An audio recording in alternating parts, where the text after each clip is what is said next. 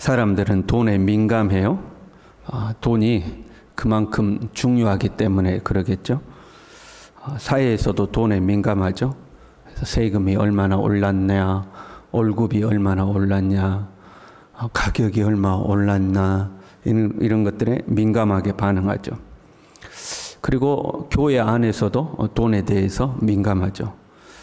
이런 것 같아요. 교회를 어떻게 생각하느냐에 따라서 교회는 좀 가서 마음 편히 있다가 스트레스 안 받고 하나님으로부터 뭔가 은혜와 복을 받고 오는 장소, 이렇게 생각하느냐, 아니면 나를 구원하신 하나님의 은혜에 감사해서 내가 그래도 하나님 앞에 내 마음과 정성을 다해서 주님을 섬겨야 된다, 그런 장소, 어떻게 생각하느냐에 따라서 달라지는 것 같죠.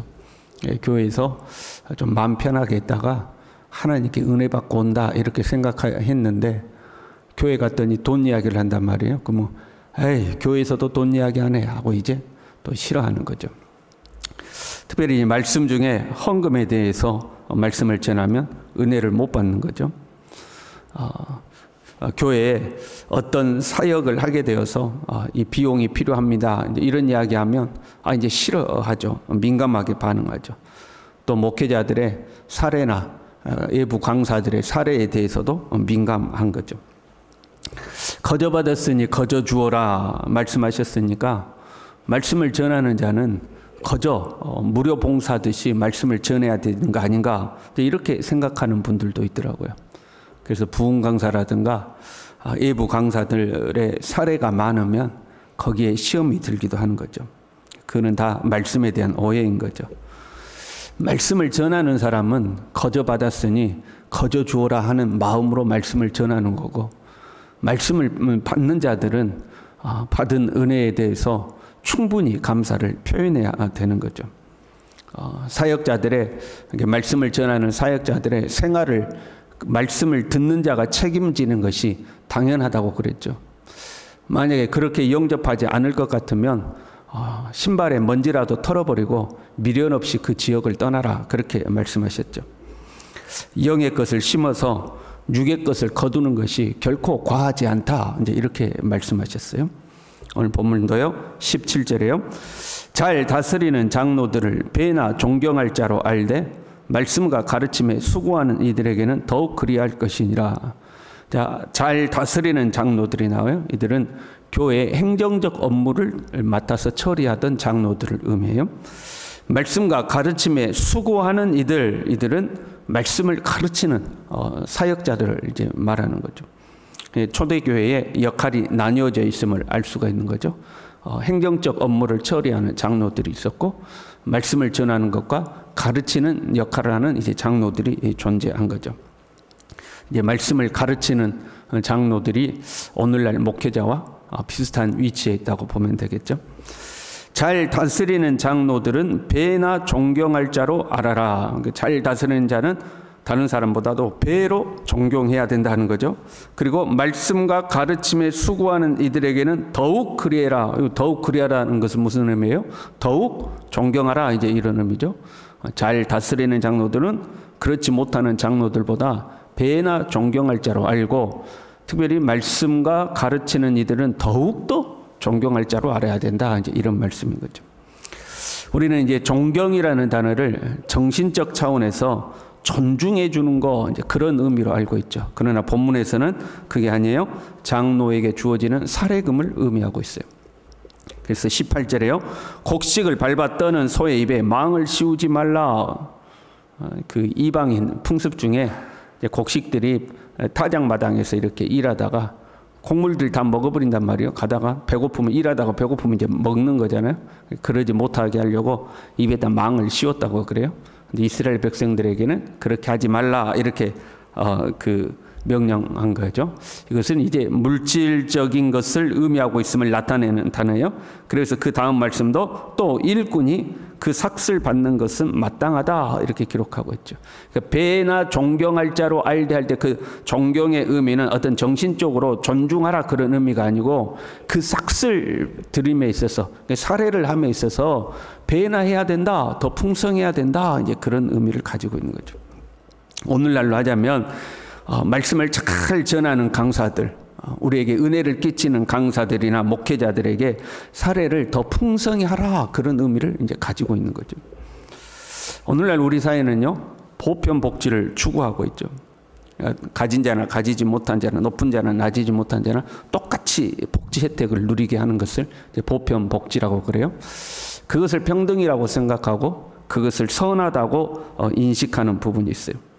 이런 분위기 속에서 교회 안에서도 어떤 경제적인 평등을 선한 것으로 인식하는 이제 그런 분위기가 존재하는 거죠. 그럼 우리는 생각해 봐야 돼요. 하나님은 모든 사람을 동일하게 대하시는가, 똑같이 대하시는가? 구원에 있어서는 동일해요. 모든 사람이 오직 예수 그리스도를 믿음으로만 구원을 받죠. 가진 자나 가지지 못한 자나 구원의 방법이 다른 것이 아니라 오직 예수 그리스도를 믿음으로 구원을 받죠. 하나님이 우리를 사랑하시는 것도 동일하죠. 그러나 상급에 있어서는 동일하지가 않아요. 달란트 비유를 보세요. 어떤 이에게는 5달란트, 어떤 이에게는 2달란트, 어떤 이에게는 1달란트, 달란트를 지급하는 데 있어서도 차별이 있어요. 그리고 그 결과에 대한 상급에 있어서도 차별이 있어요. 그것이 더 분명하게 나타난 것이 누가복음 19장의 열 문화 비유죠. 10명의 일꾼들에게 똑같이 11문화씩을 나눠줘요. 그때 어떤 사람은 10문화를 남겨오고, 어떤 사람은 5문화를 남겨오고, 어떤 사람은 1문화를 남겨오고 이래요. 그랬더니 10문화를 남겨오는 자에게는 10고을 다스리는 권세를 주고, 5문화를 남겨오는 자에게는 5고을 다스리는 권세를 주고, 그러니까 상을 각각 차등하여 주는 것을 볼 수가 있죠. 하나님은 똑같이 대하시는가? 구원에 있어서는 똑같지만 상급에 있어서는 차등 지급하시는 분이죠. 이 돈이라는 것이요, 여러 가지 유용하게 사용돼요. 그 중에 하나는 보이지 않는 우리의 마음을 표현하는 방법 중에 하나가 돈이죠. 그래서 우리가 감사를 표현할 때 물질로 선물을 한다거나 이래서 감사의 마음을 표현하잖아요. 돈의 또 하나의 유용한 것은 가치평가의 도구가 되는 거죠. 물건이나 기술 등이 귀할수록 가격과 비용이 올라가는 거죠.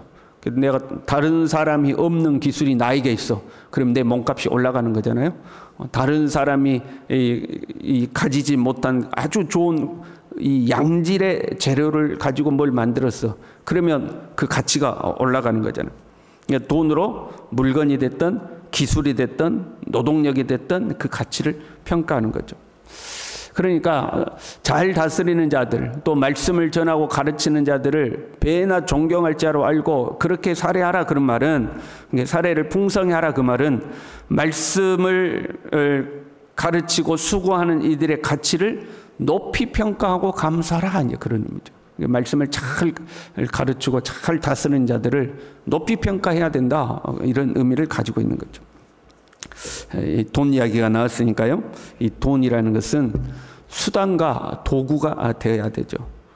돈을 가지고 가족을 사랑하고, 돈을 가지고 하나님을 섬기고, 돈을 가지고 이웃들을 사랑하고, 돈을 가지고 하나님이 나에게 주시는 복락을 누리는 그런 도구가 이제 이 돈이 되어야 되는 거죠. 그런데 돈에 매이게 되면 그 돈 자체가 목적이 되어버립니다. 돈을 모으되 돈을 사용하지 못하는 거예요. 돈이 제일 중요해요. 돈은 교환의 수단이죠. 돈을 통해서 교환하는 거잖아요. 그런데 그 무엇과도 바꾸지 않고 그 돈을 가지고만 있는 거죠.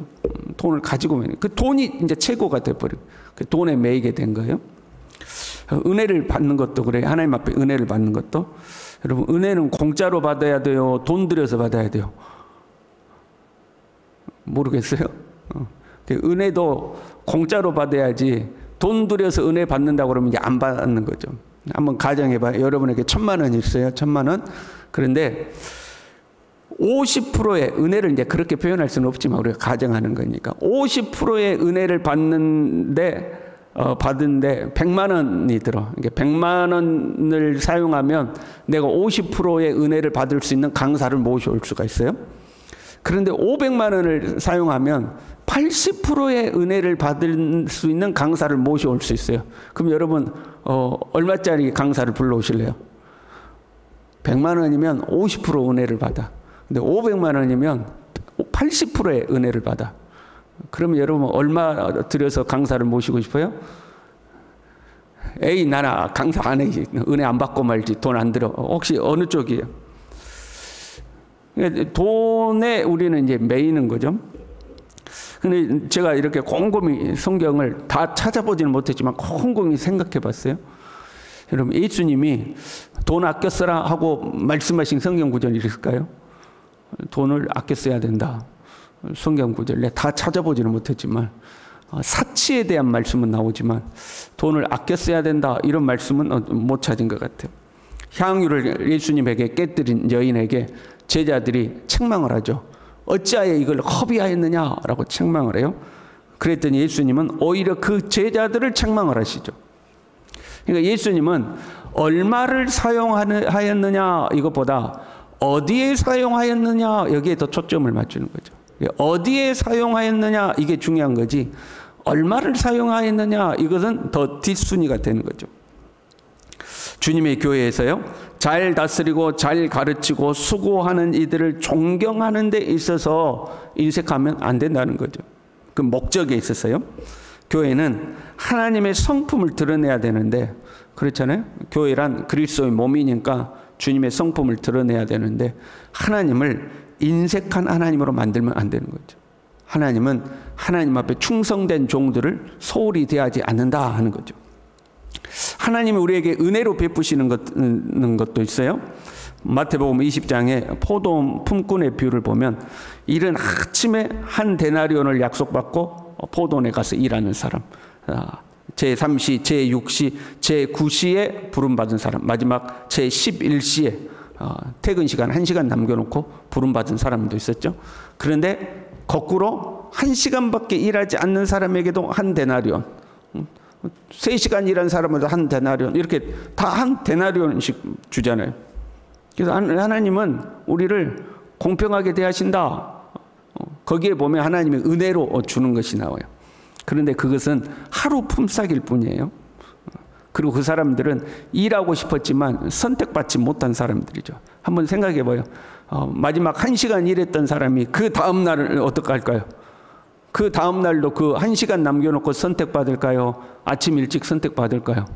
그건 모르는 일이죠. 어제는 1시간 일하고 한 데나리온 받았는데 그 다음 날은 아침에 일찍 선택받아서 한 데나리온을 받을 수 있는 거죠. 원칙은 하루에 한 데나리온 뿐인 거죠. 그 한 데나리온을 넘어서 추가로 받는 건 없는 거예요. 1시간을 일했던 하루 종일 일했던 그 은혜는 거기까지인 거죠. 그냥 은혜만 바라고 아무것도 안 하고 있으면 안 된다는 거예요. 하나님은 심는 대로 거두게 하시는 분이에요. 하나님 앞에 더 많은 상급을 받기를 원한다면 하나님 앞에 더 충성되게 헌신을 해야 되는 거죠. 그게 하나님의 방법이에요. 일하는 자에게 상을 주시는 거죠. 부자 청년의 비유를 보면요, 네 소유를 다 팔아 가난한 자들에게 나눠주고 너는 나를 따라오너라 하니까 부자가 갚으리잖아요. 그러니까 제자들이 와서 예수님께 물어요. 주여, 우리는 모든 것을 버리고 주를 따라 싸운데 그런즉 우리가 무엇을 얻으리까 물어보니까 12보좌에 앉아서 12지파를 심판하게 될 것이다 하고 이야기하셔요. 그리고 그 다음에 이렇게 이야기하죠. 또 내 이름을 위하여 집이나 형제나 자매나 부모나 자식이나 전토를 벌인 자마다 여러 배를 받고 또 영생을 상속하리라. 그러니까 주님 앞에 헌신된 자를 하나님은 그만큼의 상급을 주시는 거죠. 수고하고 헌신한 대로 하나님은 갚아주신다 하는 거예요. 구원은 하나님의 은혜로 받았을지 몰라도 하나님 앞에 칭찬과 상급은 우리의 수고와 헌신한 대로 하나님이 주신다는 거죠. 고린도전서 9장 24절에요. 운동장에서 다름질하는 자들이 다 달릴지라도 오직 상을 받는 사람은 한 사람인 줄을 너희가 알지 못하느냐. 너희도 상을 받도록 이와 같이 다름질하라. 그래서 여러분, 이 새벽에 나온 우리 모두가 하나님 앞에 상 받기를 위하여 열심히 달려갈 수 있길 바랍니다. 남들보다 더 열심히 달려서 하나님이 배로 존경할 자로 여기는 우리 모두 될 수 있기를 바랍니다. 기도하겠습니다. 하나님 아버지, 주님의 은혜로 우리가 믿음으로 구원을 받았습니다. 이제 주님이 우리를 부르셔서 주님의 일꾼을 삼아 주셨으니 죽도록 충성하게 하시고 우리의 최선을 다하여 주님 앞에 헌신하게 하시고 주님이 우리를 배나 존경할 자로 여길 수 있는 그런 하나님 앞에 훌륭한 일꾼들이 다 될 수 있도록 우리 모두를 붙들어 주시옵소서. 예수님의 이름으로 기도 올리옵나이다. 아멘.